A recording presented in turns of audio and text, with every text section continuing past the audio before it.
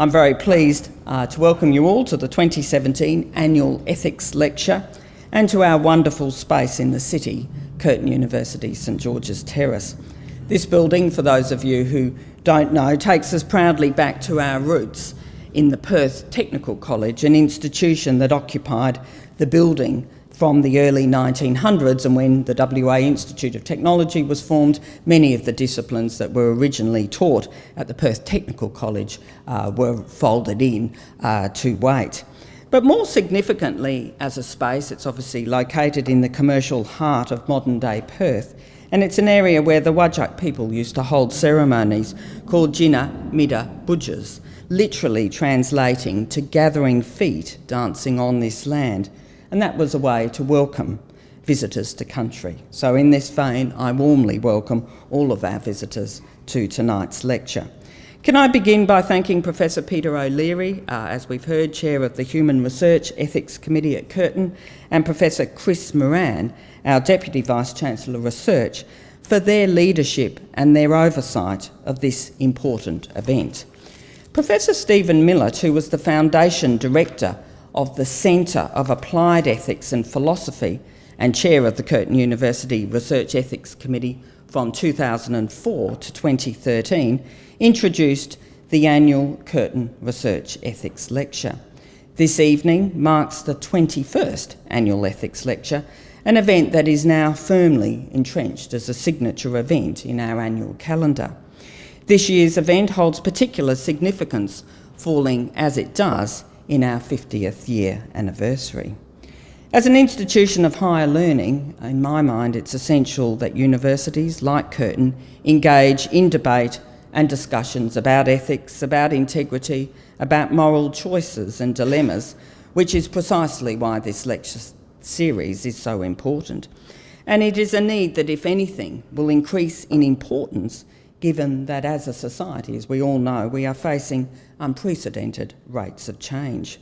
We're also seeing technological and scientific advances that have the potential to have tremendous impact, but at the same time pose a range of ethical issues that we all have a responsibility to acknowledge, understand and debate. And closer to home, as Simon Longstaff from the St James Ethics Centre would say, to be successful as an institution, it's essential that ethics are a core component of our organisational DNA. Our leadership, our planning, our decisions and our actions must be values-led. And as I often reflect inside our organisation, moral courage must be as strong a guiding value as the other dimensions of courage: ambition, agility and determination. And these have all obviously underpinned our success as a university. We've been very privileged to have hosted many distinguished lecturers since the inception of this lecture series. But I feel particularly honoured to be introducing tonight's speaker and also the topic of his lecture, which I think we would all agree is a critically important issue for us all to consider and debate. Tonight's lecture is titled, "What is the Good of It? The Purpose and Utility of Ethics in Health Research." Ethics is certainly an issue that I grappled with in my days, both as a research psychologist and as an academic teaching in the area. I spent much of my career working in those areas of psychology where some of the most heavily debated research ethics issues have emerged. For instance, are there any circumstances under which the so-called Stanford prison studies or the Milgram obedience studies, should they ever be rerun? Should deception ever be used in psychological research? And if so, under what circumstances? How do we obtain genuine informed consent? What does this actually mean?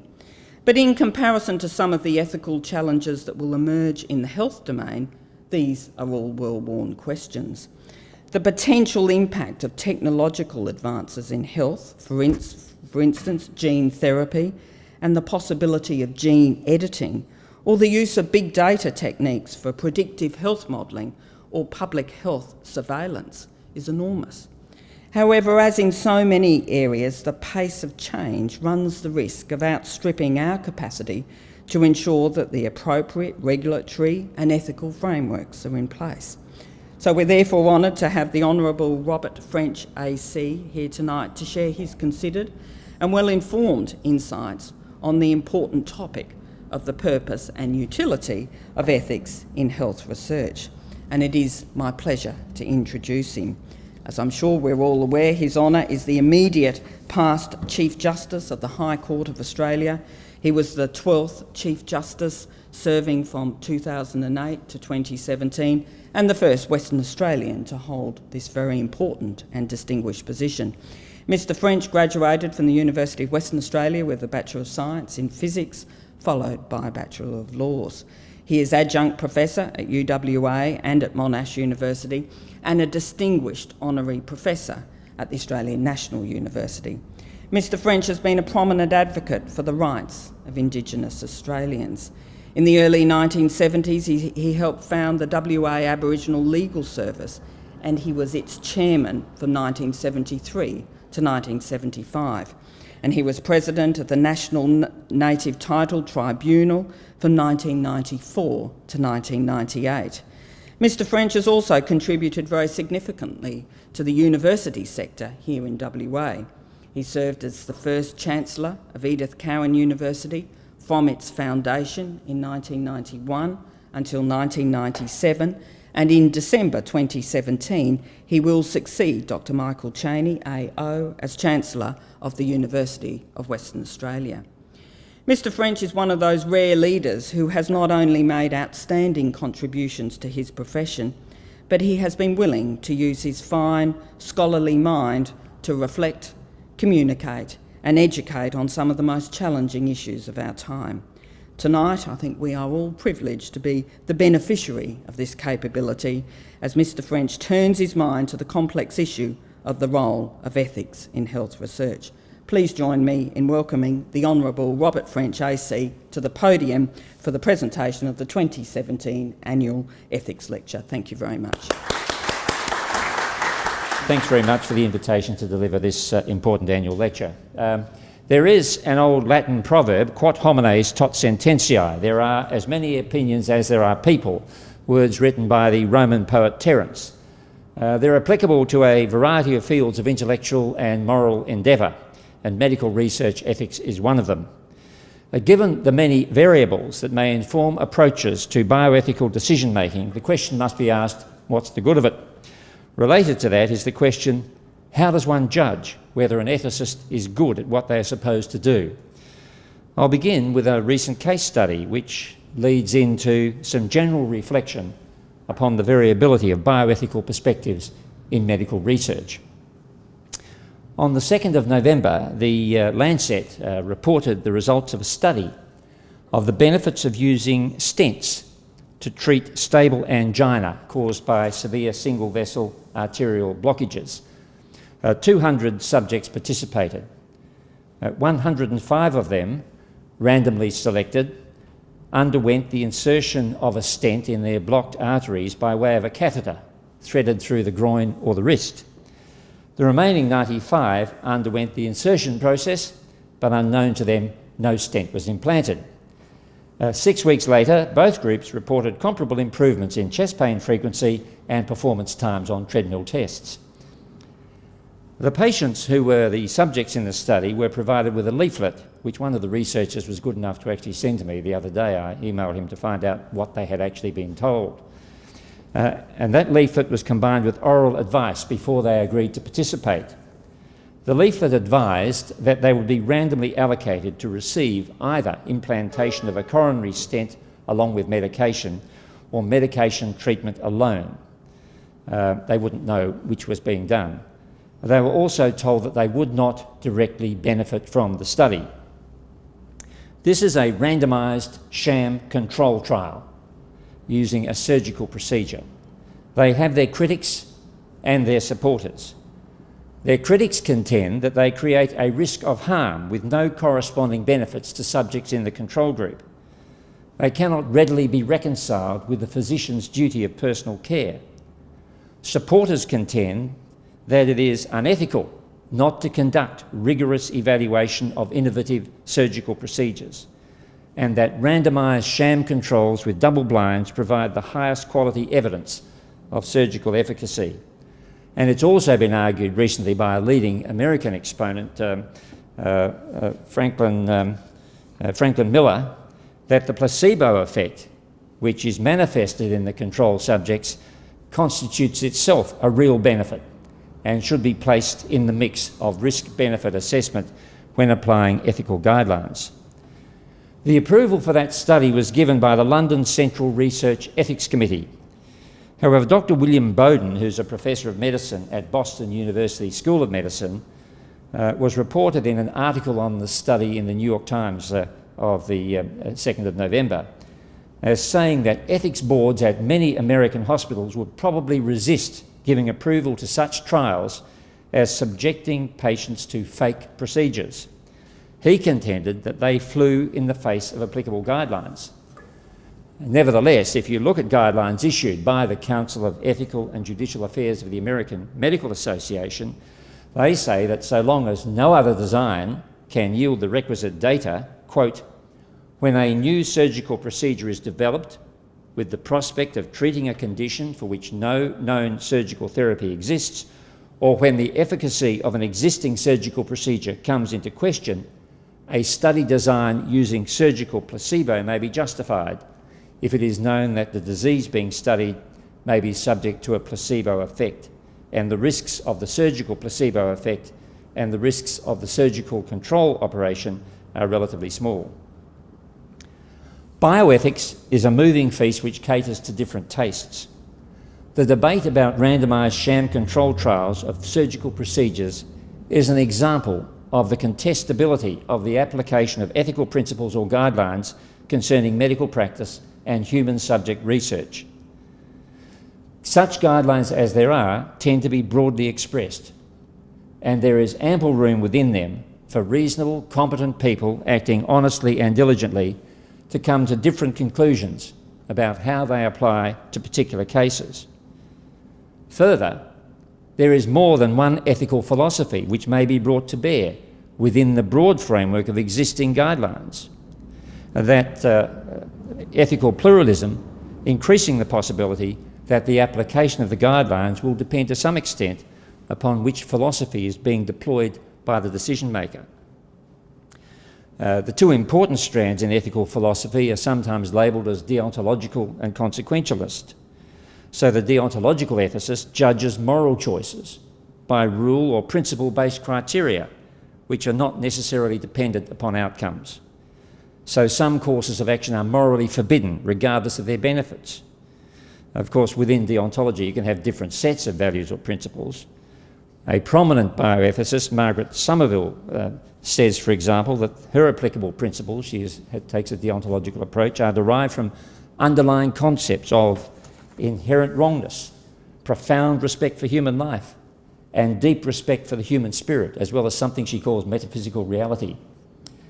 By way of contrast, Professor Peter Singer, of whom I'm sure you've all heard, he's a prominent utilitarian, and the ethics which he follows focuses on goals or desired outcomes and judges actions by the extent to which they advance those goals. So a utilitarian would consider an action as ethical if it produces an increase in the happiness of all who are affected by it, which is equal to or greater than the increase of the happiness provided by any alternative action. Now, somewhere there has to be a limiting thing on that, because you end up with extraordinary results if you apply it, if you extend it. Deontological ethicists may adopt different views depending on the rules which they wish to apply. And even if you take the underlying premises of Professor Somerville, there may be different ideas of what is inherently wrong or what falls short of deep respect for the human spirit. So too, utilitarians might have different ideas of what constitutes benefit or happiness, and the scales on which two hypothetical outcomes are to be weighed against each other.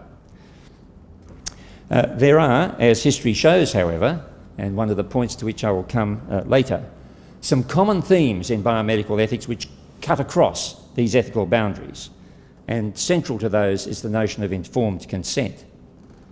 It requires that persons consenting competently reach a voluntary decision which is sufficiently informed about the process in which he or she is invited to take part, if we're looking at human subject medical research.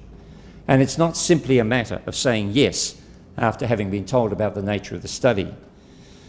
There is, for example, an acknowledged risk that consent will be influenced by what's being called therapeutic misconception, the idea that the proposed study is designed with the primary goal of directly benefiting the participants, or that they could obtain more benefit than could be scientifically expected. They may fail to understand information about the trial in which they've been invited to participate. Their misunderstanding may be based on overestimation of the benefits, underestimation of the risk, and a failure to understand randomisation. As two academics, Swift and Huxtable, observe in a substantial piece on the ethics of sham surgery, to which I've already referred, which was published in 2013, a misunderstanding about research may be a persistent and incorrigible feature of people's participation in research. This may be because of the deep trust people place in research and in those who conduct it.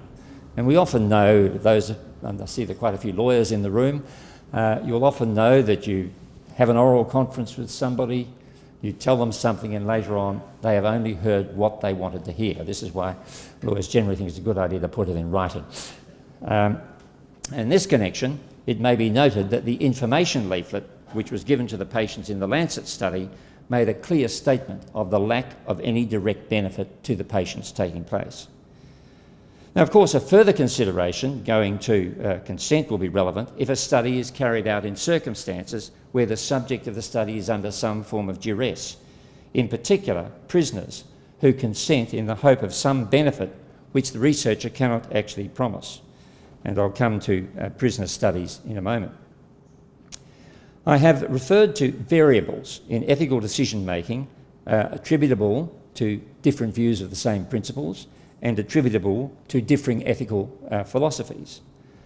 A further emerging variable which detracts from the universality of bioethical principles appeared, I think for the first time, in the UNESCO Universal Declaration of Bioethics and Human Rights in 2005. It's found in Article 12, headed Respect for Cultural Diversity and Pluralism. And that article provides that the importance of cultural diversity and pluralism should be given due regard. However, such considerations are not to be invoked to infringe upon human dignity, human rights and fundamental freedoms, nor upon the principles set out in this declaration, nor to limit their scope. Now, that article properly recognises that there is a tension between endeavours to universalise bioethical principles in response to the globalisation of medical research and human rights on the one hand, and on the other, different views of what is ethical and what is not according to particular cultural and historical perspectives. On one view, in the literature, allegedly universal principles of bioethics have been nurtured in an Anglo-American cultural incubator and are concerned principally with questions generated by developments in modern science and technology which are not priority issues in many parts of the world. Indeed, the wonderful term moral imperialism of Western bioethics appears as a heading in a paper on the topic published in 2013. And that tension is made explicit by the qualification in Article 12 about the tension between respect for cultural diversity and, on the other hand, a respect which does not compromise human rights and fundamental freedoms and dignity. So there are variables which affect what I call the landscape of ethical concerns. That landscape also changes with new developments, one of which is the use for medical research and like purposes of so-called big data. Its interaction with bioethics has recently been discussed in a comprehensive review article. I might say that is, of course, anybody who's involved with the bioethics here will know a massive literature on all aspects of the subject. But it's recently been discussed in a comprehensive review article by Mittelstadt and Floridi in an edited collection entitled Ethics of Biomedical Big Data, which was published last year. The term big data covers what has properly been described as a vast variety of phenomena found in the analysis of large data sets. It may comprise aggregated clinical trials, genetic and microbiome sequencing data, biological specimens, electronic health records, and administrative hospital data. Data relative to biomedical research can also be derived from social media, personal health monitoring technologies such as a Fitbit. Somebody gave me one. I haven't put it on because I haven't worked out how to get the app up yet, but it might be That'd be a good idea not to, not sure if I don't want everything about me in the cloud. Online forums and search histories. There are data brokers who collate and sell information based upon social media, online purchases, insurance data, medical devices, and clinical data provided by public health agencies and others. The analysis of such data can yield publicly useful information with predictive value. It can also yield information of essentially commercial value for the identification of development and marketing priorities by, among others, pharmaceutical companies. Mittelstadt and Floridi, in their review, caution that while promising on many fronts, biomedical big data and the findings derived from it may raise a host of ethical concerns stemming from the sensitivity of data being manipulated and the seemingly limitless potential uses and repurposing and implications of data that concern individuals as well as groups. The topic could occupy most of this lecture. It raises a unique set of ethical challenges. One observation I would make is it seems to me, from the little I have read about it, that it is important not to try to shoehorn the ethics around big data into an ill-fitting framework of principles devised to regulate qualitatively different activities of the kind we've already talked about. By way of example, the concept of informed consent is not readily transferred to the use of a medical database to which an individual has contributed, although I think the European Union is trying to. As the literature review I mentioned suggests, single instance use consent is difficult in this setting because big data is intended to reveal unforeseen connections between data points. A general pre-authorisation is an alternative, even though it might be seen as limiting the autonomy of the person who is providing data and whose data is being used. The difficulty is compounded in principle as well as in practice if informed consent requirements were somehow to be applied to the building up of information which may be relevant to an individual at large through social media, together with other sources into a large data set of information from a whole lot of individuals. Any controls on the construction of such data sets would no doubt have to have regard to public benefits to be derived from their use against the possible adverse impacts on an individual and the practical difficulties involved in ensuring individual consents. Where individual genetic information is built into a data set covering a population or a particular subset of a human population, there may be ethical objections taken to its use for particular purposes. Let's take the example of individuals suffering a particular kind of cancer.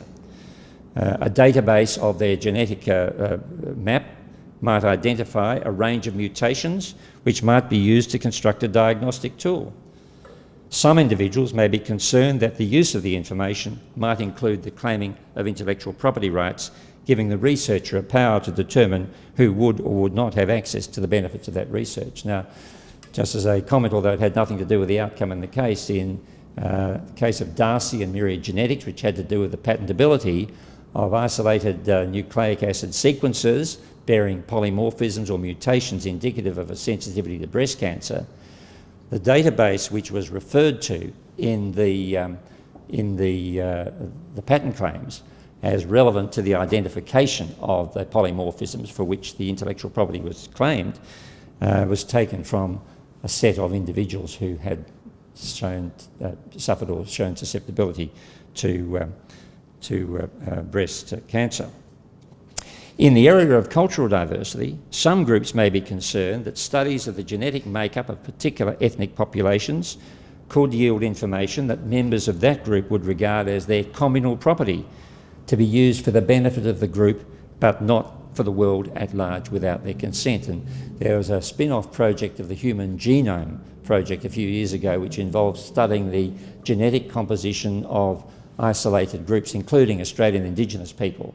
And there was a lot of controversy around it. In fact, I think some Indigenous groups nicknamed it the Vampire Project and saw it as potentially appropriating a kind of communal information and then using it for purposes which were of no benefit to that community.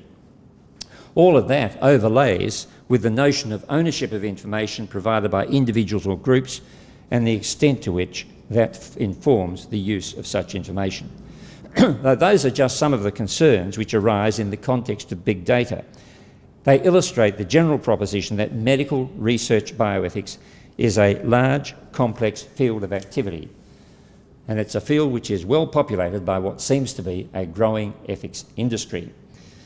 There is a complex infrastructure of ethics screenings and approval mechanisms in Australia and around the world, which currently supports countless decisions which may permit, prevent or constrain or condition medical research involving human subjects in a variety of ways.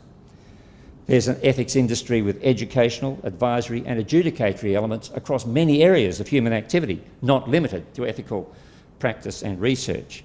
It's a field which is as dynamic as the world in which it finds its place. Back in 2003, when Professor Somerville, whom I mentioned, visited Australia to address a conference of judges, I was asked to prepare a commentary on her speech, and in preparing it, I came across a website set up by an organisation based in Pennsylvania called Ethics Quality Inc., offering ethics and culture management services and advertising ethics training aids for employees. One of those aids, which was then priced at $12.95 with discounts for volume over 2 dozen, was promoted thus, quote, this handy 4-page, 8.5-inch by 11-inch colour laminate highlights 11 deductive and 5 inductive fallacy categories and over 40 specific lower forms, totalling over 101 of the most common logical fallacies and ethical lower forms. The shortest path to improving organisational ethics is to prevent these forms from corrupting the ethical reasoning process. To prevent them, one must first be aware of them. Put this laminate into the hands of all employees and ethics will improve. A more recent search has failed to turn up this website. It seems likely that laminated ethics went the way of VHS videos. A website search of medical ethics training tools today discloses a variety of of ethics educational services in relation to research generally and in relation to healthcare and medical research ethics specifically. There are online courses for ethics committees and researchers. One site offers bespoke ethics training, and that is with the Ethics Centre, which was previously known as the St James Ethics Centre. It offers a free ethics helpline under the designation EthiCall, which is advertised as providing a confidential and safe space for people to explore ethical challenges and seek support to make sound ethical decisions. And you can also get virtual reality-based simulations or games designed for medical ethics training. So we've moved a long way from laminate. The ethicist, acting alone or perhaps in conjunction with others as a member of a committee, seems to have become a kind of societal gatekeeper, or some have said secular priest. The question must be asked, on what basis does society entrust important decision-making to individual ethicists or ethics committees? What are their necessary qualifications? What standards of competence and integrity are to be applied to the discharge of their duties? There's no clear answer. In relation to bioethics, it is useful to place the question in its evolutionary historical setting, which includes both medical practice and research. And I put those together because it should be acknowledged that even today the boundaries between those two things are not well defined. Indeed, the Swiss Academy of Medical Sciences Manual for Practitioners Researching with Human Subjects quotes a 19th century text writer who said that the practice of medicine itself amounts to a, quote, continued series of experiments on the lives of our fellow creatures. If there is one encouraging sign in the complex universe of contemporary bioethics, however, it is that its history indicates a convergence upon certain common themes of patient welfare, autonomy and risk assessment, as well as societal benefits. Nevertheless, as relatively recent history shows, the path towards a set of widely understood and applicable bioethical principles has been punctuated by appalling episodes of suffering inflicted on tens of thousands of people in the name of medical experimentation. Now, if we go right back in history to look at the origins of some sort of medical ethic, we can go back to the Code of Hammurabi, which put the welfare of the patient as a priority. It provided, and that was around 1750 BC, it provided that a surgeon who treated a patrician for serious injury and caused his death was liable to have both his hands cut off. And the same penalty applied to a cataract removal, which resulted in the loss of the eye. So patient welfare, at least of the upper classes, was plainly a priority. A broadly expressed and more durable norm directed to patient welfare, dignity and privacy was reflected in the Hippocratic Oath, which was sworn before all the gods and goddesses and included the promise that I will use treatment to help the sick according to my ability and judgment, but never with a view to their injury and detriment. I will not administer a drug to cause death, even if asked to do so. I will keep pure and holy both my life and my art, and whatever I may see or hear in the course of my professional activities, I will never divulge, but treat as holy secrets. So the oath was an expression of a basic ethic of medical treatment. Its central elements of respect for the welfare, dignity and privacy of the patient have a certain timelessness about it. And it was invoked and extended by an American military tribunal at Nuremberg in 1947 in the formulation of seminal ethical principles relevant to experimentation on human subjects, known as the Nuremberg Code. There was a long history, of course, of experimentation with various forms of drugs and proprietary medicines, which takes us through the 17th and 18th century. As one reviewer of the history of that period observed, that along with methodological development, which occurred during that time, there was an ethical awareness regarding the sacrifices and risks involved in both animal and human testing. But that ethical awareness did not apply to all, particularly captives. Historically, they were seen as a legitimate subject of medical investigation, unfettered by undue ethical sensitivities. So we have various accounts from ancient times of prisoners being used to test poisons and even subject to vivisection. In 18th century Europe, prisoners were exposed to sexually transmitted diseases, typhoid and scarlet fever. And as we know, Nazi doctors during the Second World War carried out horrific experiments on concentration camp inmates. Japanese doctors engaged in similar atrocities with a particular focus on the deliberate infection of prisoners with biological agents. In the US, before and after the Second World War, there was experimentation on prisoners, sometimes with and sometimes without their consent. At Stateville Penitentiary in Illinois in the 1940s, prisoners were offered the opportunity to be infected with malaria and subjected to the testing of sometimes dangerous anti-malarial drugs, some of which could and did induce heart attacks. Some of them were offered remissions in their sentences or early parole if they participated. The project was described in a study published in 2009 as one in which research and punishment were completely interpenetrating and mutually reinforcing. A more notorious medical research project was carried out by the United States between 1946 and 1948 on prison populations in Guatemala to test the value of medications in the treatment of sexually transmitted diseases. The study population included more than 5,500 Guatemalan prisoners, sex workers, soldiers, children and psychiatric patients. And roughly a quarter of them were deliberately infected with syphilis, gonorrhea and cancroid. All were enrolled in the experiments without their consent. A very loud whistle was blown on this by Professor Susan Revby of Wellesley College in 2010, and the Secretary of State Hillary Clinton and the Human Services Secretary Kathleen Sebelius subsequently apologised to the government of Guatemala and the survivors and descendants of those infected, condemning the experiments as, quote, clearly unethical, unquote. Now, while those experiments were going on, the practice of medical experimentation by Nazis on unwilling human subjects came before an American military tribunal at Nuremberg in 1947. And this was the first of a series of 12 trials of representative Nazis conducted in addition to the major war crimes trials which were before the International Military Tribunal. This trial, the first of them, came to be known as the Doctors' Trial, and there were 23 defendants, 20 of whom were accused of murder and torture in the conduct of medical experiments. In the event, 16 of them were convicted, 5 were hanged, and the rest were sentenced to terms of imprisonment. An important theme of the prosecution case was the relevance of the Hippocratic Oath to human subject experiments.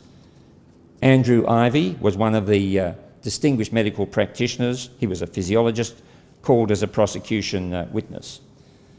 He had prepared for the trial 3 principles of ethics concerning experimentation of human beings, which had been adopted earlier in December 1946 by the American Medical Association. And those principles involved requirements for consent, for knowledge-based experimentation, that is based upon knowledge of animal tests and so forth, and risk-benefit assessments. And they were said by him to reflect an understanding already shared by everyone in practice in the medical community. When the tribunal came to give its judgment, it expanded those principles into some 10 points, known as the Nuremberg Code, which was seen as the starting point of modern biomedical ethics. It required informed voluntary consent. The experiment had to be such as to yield fruitful results for the good of society, unable to be obtained by other methods. Had to be based on animal experimentation and a knowledge of the natural history of the disease or other problem being studied. Had to be conducted so as to avoid all other physical and mental suffering and injury, and prohibited experiments if there was reason to believe that death or disabling injury would occur, unless physicians were subjects. The risk of the experiment was not to exceed what could be justified by the humanitarian importance of the problem to be solved by the experiment. The subject could bring the experiment to an end, and so too could the investigator.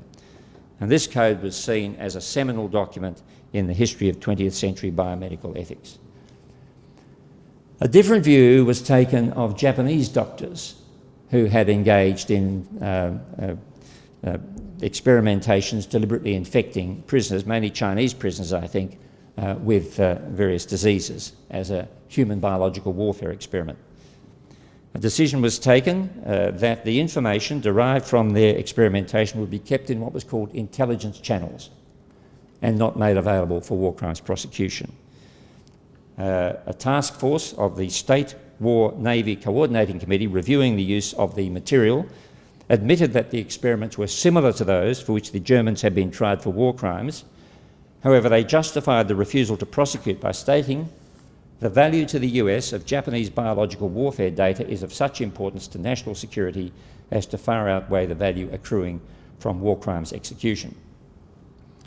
There was an interesting historical review of the contrasting responses to Japanese and Nazi medical experimentation, which was published in 2014. And in that review, the authors rejected the suggestion that there had been a lack of ethical perception in the American response, arguing that, contrary to the claim that no ethical thinking appears in the American documents on Japan, there was no lack of ethical perception. The Americans clearly saw a problem requiring ethical justification. Although today we regard their ethical thinking as seriously flawed, nevertheless it was a form of ethical reasoning. Ethical reasoning, as I've already observed, may cover a multitude of virtues, but can also sanction what in retrospect are vices. Nuremberg led on to other things, and the greater development of principles of biomedical ethics at an international level. The Declaration of Helsinki, which was published by the World Medical Association in 1964, was the first major development in the international sphere after Nuremberg. And again, consent was at the centre, although there was a rather controversial qualification allowing some degree of freedom to physicians to omit the application of consent procedures in certain cases. In 1975, there was a revision of that declaration to require the assessment of research protocols by an independent research ethics committee. And it was revised again in 1983 and in 1989. Since that time, bioethical regulation has gathered pace both in domestic statutes, and you can just look at the history in the US, for example, going back to, I think, 1950, when the National Institute published health policy and procedures relating to research in human subjects. 1962, when we had the first United States statute requiring informed consent for human subjects, and their National Research Act in 1974. There are a number of international instruments were issued in the last decade of the 20th century. International Ethical Guidelines for Biomedical Research, issued by the Council for International Organisations of Medical Sciences, in collaboration with the World Health Organization in 1993. And in 1997, the Council of Europe adopted a Convention for the Protection of Human Rights and Dignity of the Human Being with regard to the application of biology and medicine. And then in 2000, the World Health Organization issued operational guidelines for ethics committees.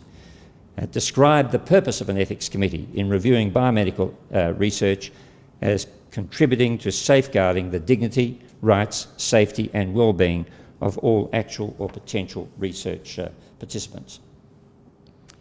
An important and most recent development in the globalisation of bioethics principles was the Universal Declaration on Bioethics and Human Rights, promulgated by UNESCO in 2005. And in the foreword to that declaration, it was asserted that for the first time in the history of bioethics, member states committed themselves and the international community to respect and apply the fundamental principles of bioethics set forth within a single text. It had as one of its purposes that scientific research and development should occur within the framework of ethical principles set out in the Declaration. And it created a very large framework within which health research could be undertaken. The principles are pitched at a level of generality, which, like all of these guidelines, allow for a range of different ethical perspectives to be brought to bear. Again, they focus on the interests and welfare of the individual, personal autonomy, prior, free, expressed and informed consent, direct health benefit or research on persons absent direct health benefit only with their consent, or if they can't give their consent by way of exception with the utmost restraint, respect for privacy of persons concerned, respect for cultural diversity and pluralism, which is the thing that I mentioned earlier. So there are many words used in those principles and in the various other guidelines which have emerged in the late second half of the 20th century, which have a wide range of meanings and possible applications. And as I said, the choice of meaning or application can depend upon the particular ethical perspective of the person making the choice. Terms used in the Universal Declaration within that category include such words as interests, welfare, direct benefit, indirect benefit, harm, autonomy, free and informed consent, privacy, confidentiality, dignity, and just and equitable treatment. Now, they are words which indicate evaluative conclusions about outcomes rather than means of achieving them. So against that background, the problem posed by the title to this lecture can be framed by asking, if I were a researcher seeking to work within those principles and seeking advice about a proposed investigation, what kind of person, with what qualifications, approach and standards of conduct, practising under the designation ethicist, would I turn to for advice? That question is one which doesn't arise just within the framework of the Universal Declaration.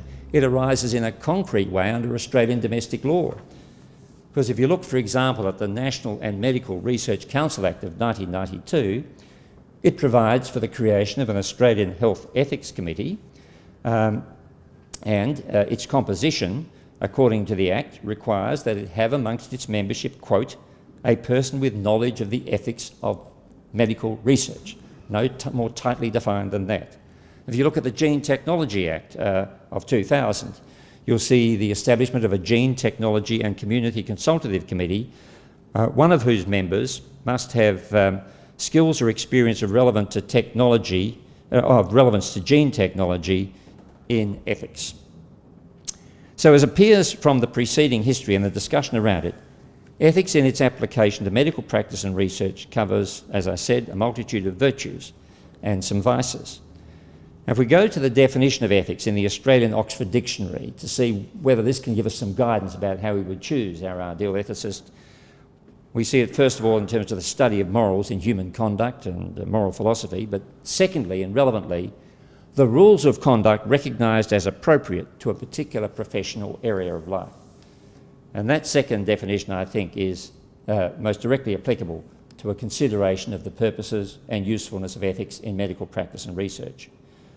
What are recognised as appropriate rules of conduct in the context of medical practice and human subject research will depend on a consensus of ethicists and researchers informed by the general principles which have emerged as constant features of recent international bioethical guidelines and guidelines and statutory criteria adopted within other countries.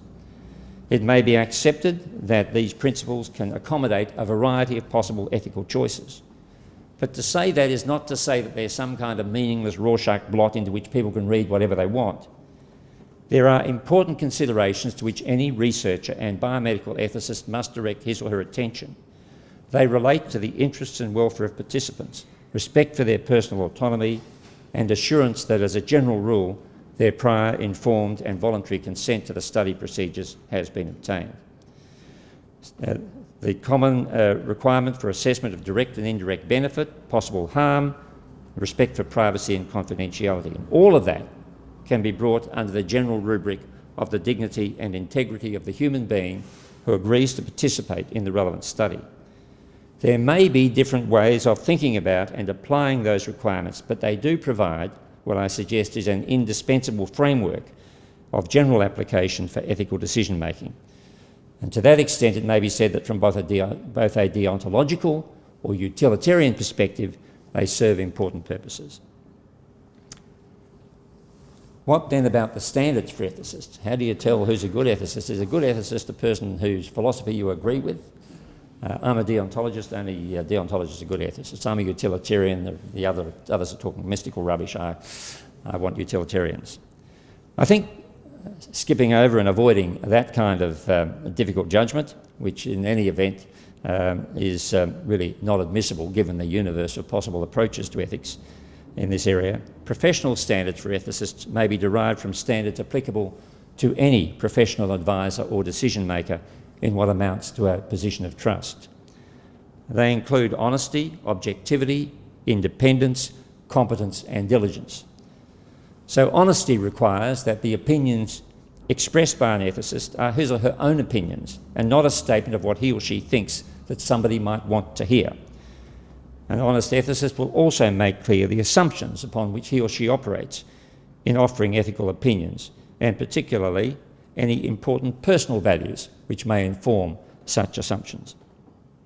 Objectivity in the provisions of opinions on ethical matters doesn't mean the discovery of some external frame of reference which covers all normative frameworks.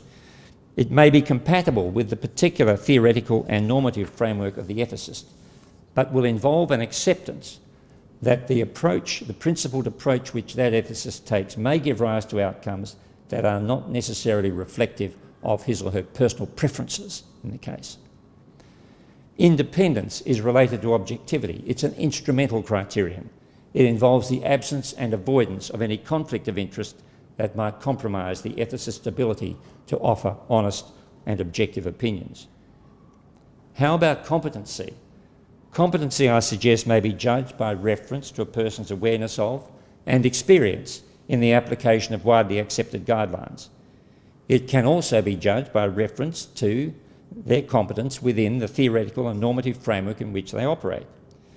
The fact that a utilitarian or a deontological ethicist might proffer different solutions to the same ethical problem does not mean that one is competent and the other is not. Each provides a competent ethical solution if the solution is provided by reference to all the relevant facts and reflects the application of principles and modes of analysis consistent with generally accepted principles of bioethics and the theoretical and normative framework of the ethicist providing the opinion.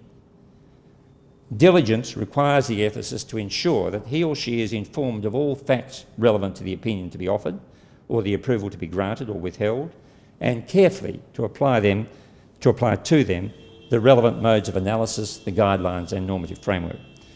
Now, these standards can be seen to overlap. In part, they depend upon the notional assessment of reputable peers. As already stated, they are characteristic of the standards of conduct applicable to many professional advisors. In conclusion, the German poet, philosopher, historian and playwright Friedrich Schiller wrote, "Let no man measure by a scale of perfection the meagre product of reality in this world of ours." The content and application of modern biomedical ethical principles to human subject research cannot be measured on a scale of perfection. However, as its history and content and extraordinarily wide acceptance indicates, it is far more than a meagre product of reality. It is an essential protection for human dignity in the service of the public interest. Thank you.